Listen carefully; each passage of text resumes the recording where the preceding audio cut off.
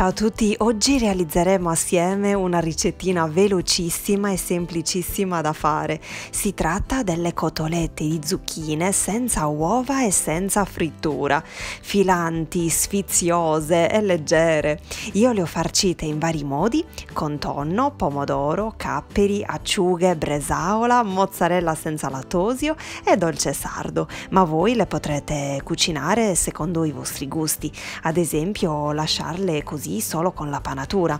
Vi posso assicurare che sono buonissime anche così semplici, un ottimo salvapranzo o salvacena. Prendiamo 2 zucchine grandi, queste sono le ultime di un terreno vicino Cagliari e ne ho subito approfittato per fare queste cotolette. Le laviamo, tagliamo le estremità e con l'aiuto di una mandolina le taglieremo a fette non tanto sottili, diciamo sui 5 mm.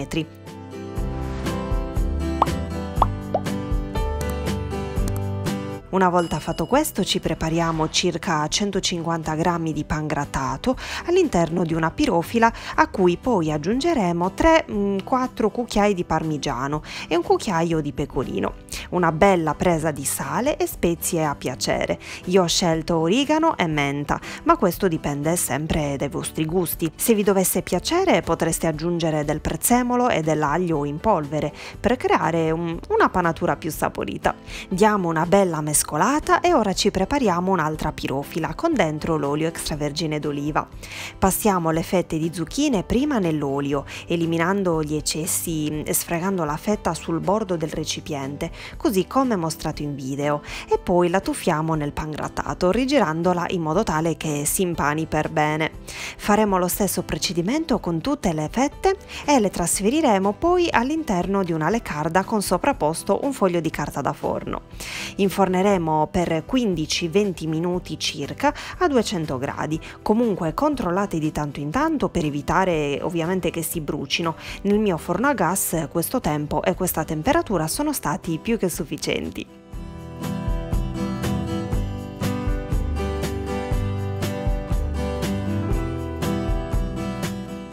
Nel frattempo che le zucchine staranno cuocendo ci prepariamo il condimento, per cui come vi ho detto a inizio video io ho scelto questi ingredienti.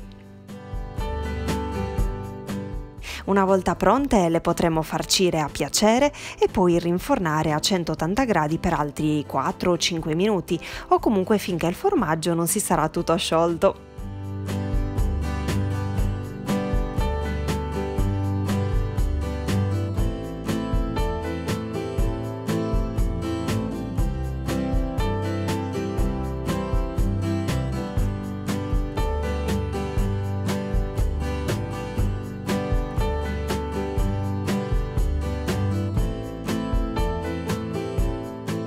A fine cottura aggiungiamo qualche fogliolina di basilico che dà sempre quel tocco in più e voilà, ecco prontissime le nostre super cotolette di zucchine, sono davvero fantastiche.